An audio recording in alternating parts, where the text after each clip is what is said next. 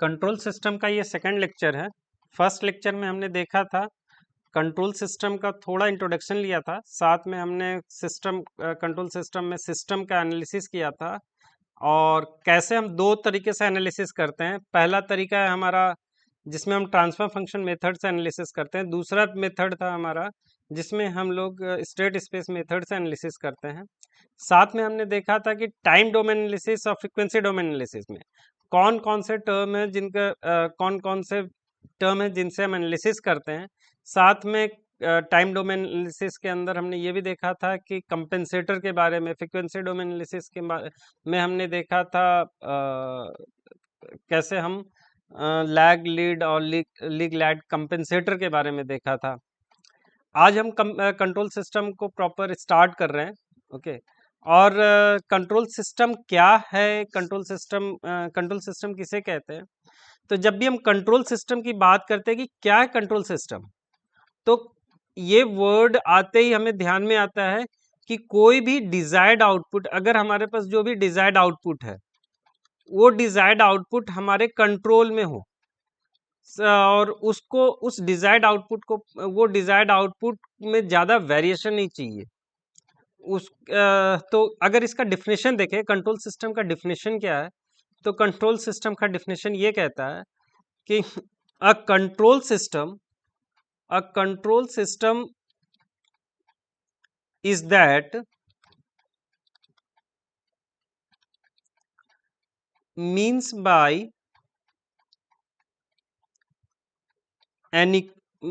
which any quantity which is desired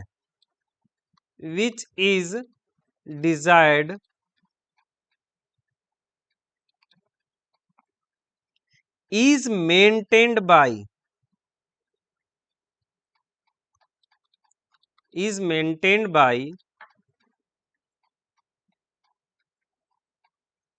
और altered by, you कह सकते हैं, और altered by any altered by या altered according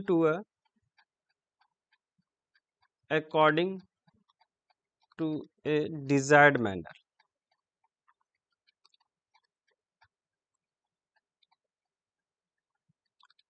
I hope control system का डिफिनेशन क्लियर होगा।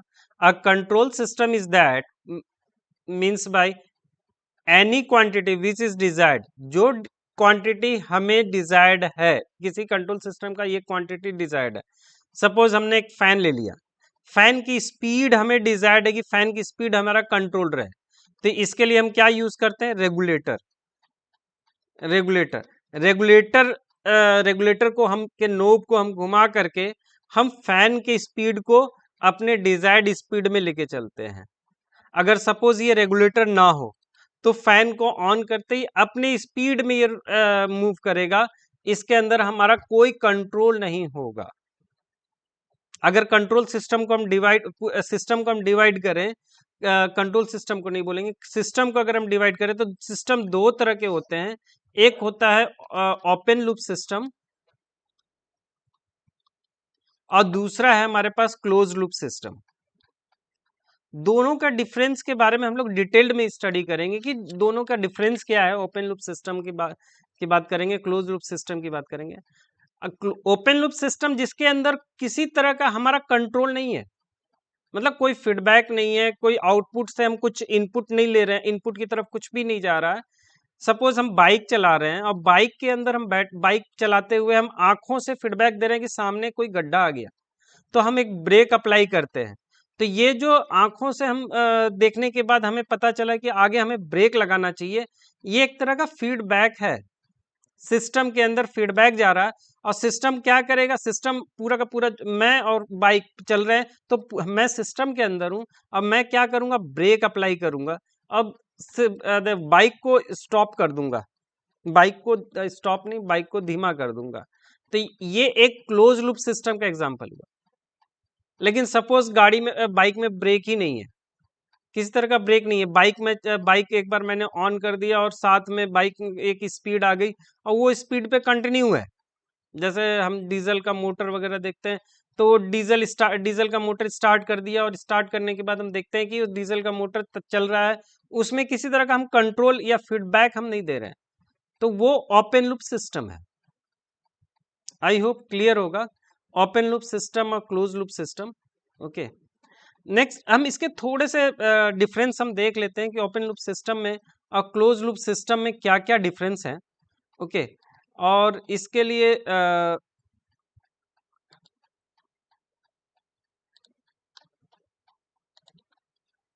ओपन लूप सिस्टम और क्लोज लूप सिस्टम, इनका डिफरेंस देख लेते हैं। Close loop system,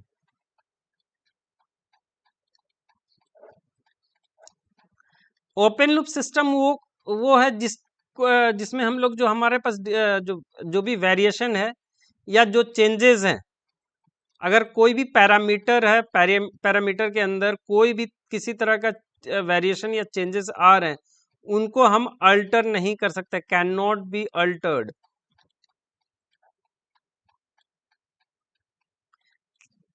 suppose fan का स्पीड ही हमारे पास पैरामीटर है, तो उसके स्पीड को हम चेंज नहीं कर सकते हैं। एक फैन का एग्जांपल मेरे लिए यहाँ सुटेबल बैठ रहा है। लेकिन क्लोज लूप सिस्टम के अंदर उस पैरामीटर को, उस वेरिएशन को हम लोग चेंज कर सकते हैं। वेरिएशन कैन बी कैलिब्रेटेड और कैन बी अल्टर्ड।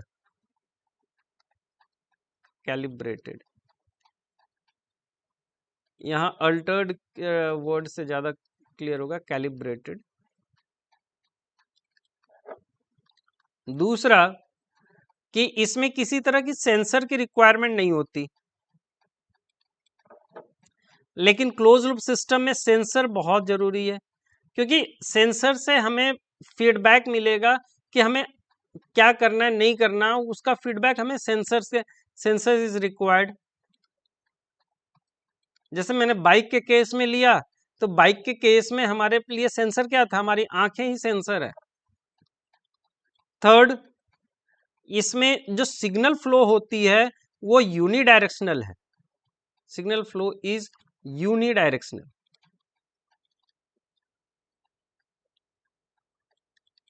जबकि क्लोज लूप सिस्टम में सिग्नल फ्लो हमारा बाई डायरेक्शनल होगा।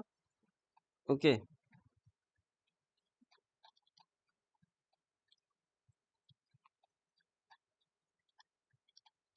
By directional.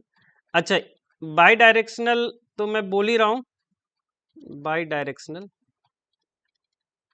ये सिस्टम सिग्नल फ्लो यूनिडायरेक्शनल है, इसलिए फास्टर होगा, और ये सिस्टम चूंकि एक फीडबैक ले रहा है और फीडबैक लेकर के हमारे एक एरर को फिर रिमूव कम कर रहा है और देन सिस्टम को दे रहा है, तो ये सिस्टम हमेशा स्लोअर ही सिस्टम कहलाएगा।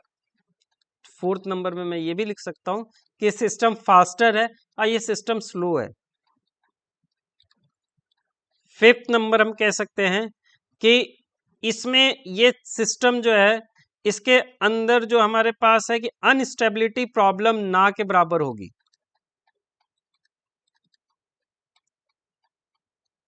प्रॉब्लम्स ना के बराबर, इसलिए ये सिस्टम ज्यादा स्टेबल है, मोर स्टेबल कह सकते हो, इस सिस्टम को मोर स्टेबल कहते हैं। इसके अंदर अनस्टेबिलिटी प्रॉब्लम्स होती हैं, प्रॉब्लम्स प्रेजेंट होती हैं, प्रॉब्लम्स प्रेजेंट हैं, और उसकी वजह से ये लेस स्टेबल है। बट एक बात और है कि ये जरूर लेस स्टेबल है, पर कैन बी स्टेबलाइज्ड। ये इंपॉर्टेंट चीज है कि ये स्टेबल तो उतनी नहीं है जितनी ये स्टेबल है, क्योंकि इसमें अनस्टेबिलिटी प्रॉब्लम नहीं होती है। कोई ऐसा इसके अंदर नहीं होता जिसकी वजह से ये सिस्टम अनस्टेबिलिटी की ओर चला जाए। अगर अनस्टेबिलिटी की ओर धीरे धीरे धीरे धीरे जा रहा है, तो ये सिस्टम एग्जिस्ट नहीं करेगी, ओपन लूप सिस्टम एग्जिस्ट नहीं करेगा। और क्लोज लूप सिस्टम में ऐसी प्रॉब्लम हो सकती है कि ये सिस्टम धीरे धीरे धीरे अनस्टेबल, अगर सेंसर काम करना बंद कर दे किसी रीजन से, तो हमारा सिस्टम अनस्टेबिलिटी की ओर चला जाएगा। लेकिन सेंसर की मदद से हम यहाँ फीडबैक वगैरह दे करके इसको स्टेबलाइज करते हैं। आई होप क्लियर होगा। ठीक है।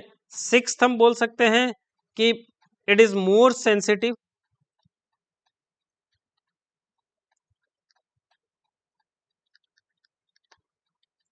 For parameter variation.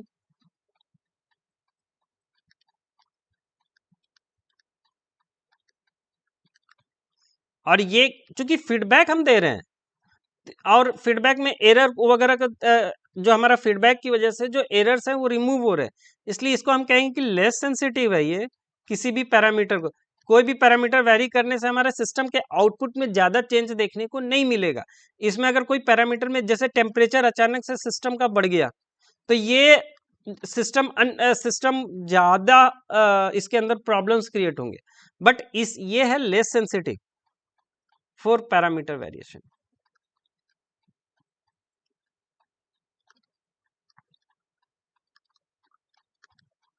सेवंथ, ये सिंपल है एंड इकोनॉमिकल कहेंगे।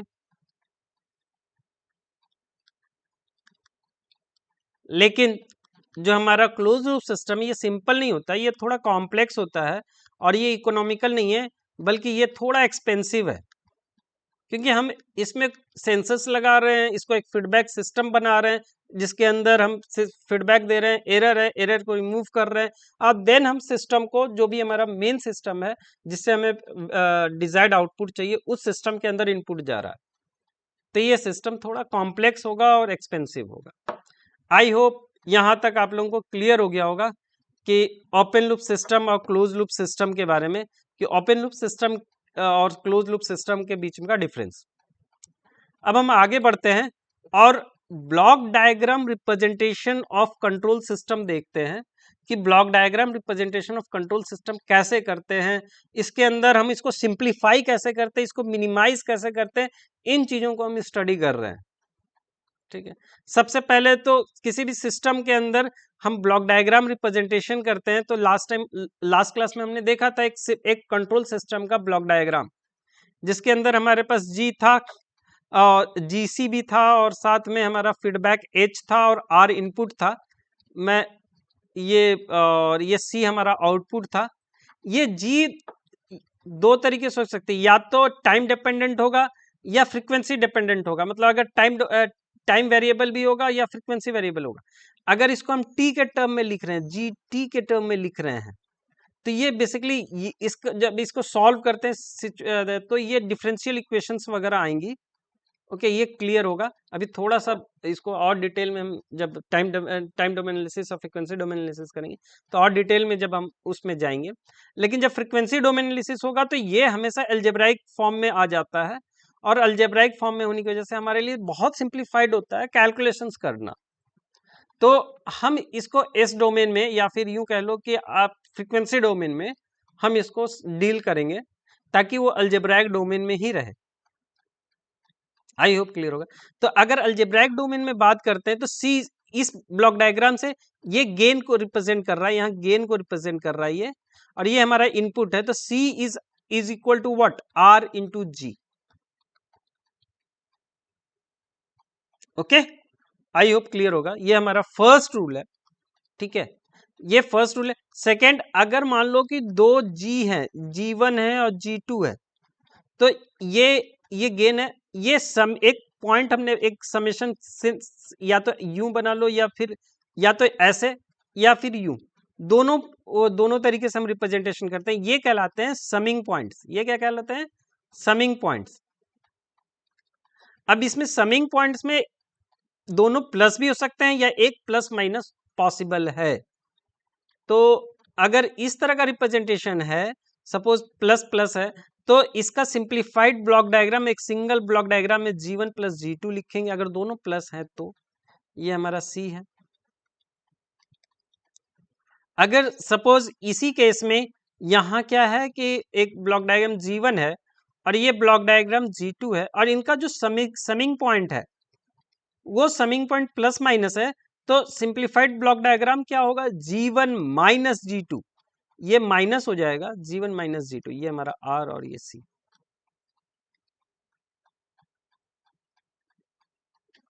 आई होप आप लोगों को क्लियर समझ में आ रहा होगा। ठीक है, अगर सपोज एक हमारे पास ब्लॉक डायग्राम है, ये जी है, यहाँ समिंग पॉइंट हमने दे रखा है, ठीक है, यूं समझ लो ये प्लस है, ये माइनस है, ऐसे भी हम रिप्रेजेंटेशन करते हैं। ये हमारा आर है और ये हमारा फीडबैक है, फीडबैक में हम एच से रिप्रेजेंट कर रहे हैं। ये हमारा सी आउटपुट है, आउटपुट से हम एक पार्ट हम फीडबैक में भी दे रहे हैं। ओके, तो यहां सी बाई आर की वैल्यू क्या आएगी? अब तक हमने लास्ट इसमें देखा सी बाई आर की वैल्यू, इस केस में सी बाई आर की वैल्यू क्या होगी? सी बाई आर की वैल्यू इस केस के लिए G1 माइनस G2, यहां सी बाई आर की वैल्यू क्या होगी? G। तो वैसे ही यहां सी बाई आर की वैल्यू क्या आएगी? इसको कैलकुलेट करना बहुत इजी है। सबसे पहले यहां इस पॉइंट पे हम एक टर्म मान लेते हैं E, जो वैल्यू क्या आ रही है, ये हमारा C है, तो ये जो पॉइंट है ये क्या आएगा? C into H. I hope clear हो गया होगा अब तक। तो C इंटू एच होगा, तो E is equal to what? E is equal to R minus C H, और C क्या है? C है E इंटू जी। तो इस E की वैल्यू यहां पुट कर देंगे तो क्या आएगा? E is equal to R minus C H into G. तो C is equal to what? R into G minus C H G. ये इस C टर्म को यहां ले आए अगर लेफ्ट राइट हैंड साइड, तो C into 1 plus H into G या G इंटू एच, कैसे भी लिख लो आप, is equal to R into G. हमें क्या चाहिए? C बाई आर चाहिए ना, तो C by R is equal to what? G divide by 1 plus G H. I hope clear होगा, कोई डाउट नहीं होगा। ओके, ये हमारा एक क्लोज लूप सिस्टम है जिसको हम लोग स्टडी करेंगे। ये हमारा लास्ट हमने सेकंड नंबर दिया था, ये थर्ड नंबर हम दे देते हैं। ओके, ये सिंप्लीफाई करके दिखाया हमने, ठीक है। नेक्स्ट कुछ हम रिडक्शन, कुछ ब्लॉक डायग्राम,